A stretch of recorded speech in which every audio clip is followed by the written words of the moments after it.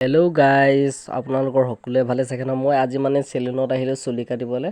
আমাৰ গাঁৱৰ ওচৰতে ফাংচন এখন আছেতো, মানে ৰঙালী বিহু সন্মিলন 12 আৰু 13 তাৰিখ পাতিছে। আজি শেষৰ দিন 13 তাৰিখ। সেইটো কাৰণে চুলিটো কাটি লওঁ বুলি ভাবিলোঁ। মানে মনটো ভাল লাগি নাথাকে কিবা যদি চুলিটো নাকাটো। সেইটো কাৰণে জল্দি চুলিটো কাটি ল'লোঁ আৰু ওচৰতে গাঁৱৰ এখন চেলুনতে কাটিলোঁ আৰু ওচৰতে কি বুলি কয়, বেলেগ দূৰত নগ'লোঁ হয়, সেইটো কাৰণে ওচৰতে কাটি লৈছোঁ ধুনীয়াকৈ চাইডে।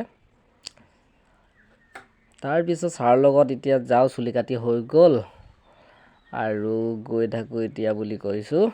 মুখত তামোল সোমাই ল'লোঁ, ধুনীয়াকৈ খাই আছোঁ আৰু তাৰপিছত ধুনীয়াকৈ বতাহ মাৰিছে ফি চুলি উৰি গৈছে মোৰ।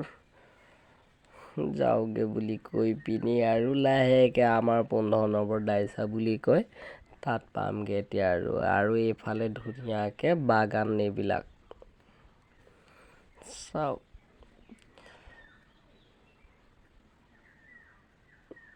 সেউজীয়া পৰিৱেশ, ধুনীয়াকৈ আমাৰ অসমৰ চাহৰ বিখ্যাত টি, গ্ৰীণ টি। সেইখিনি দেখিছে নহয় গছখিনি, এই গছখিনি পাৰ হোৱাৰ পিছতে আমাৰ বিহুখন পাতিছে। দাইচাবাসী ৰাইজে দাইচা ৰাজহুৱা ৰঙালী বিহু সন্মিলন আজি শেষৰ দিন 13 তাৰিখ। নিতুৰণ গগৈ, মনালিছা মৰাণ আহিব এইখন। ধন্যবাদ, নমস্কাৰ, জয় আই অসম।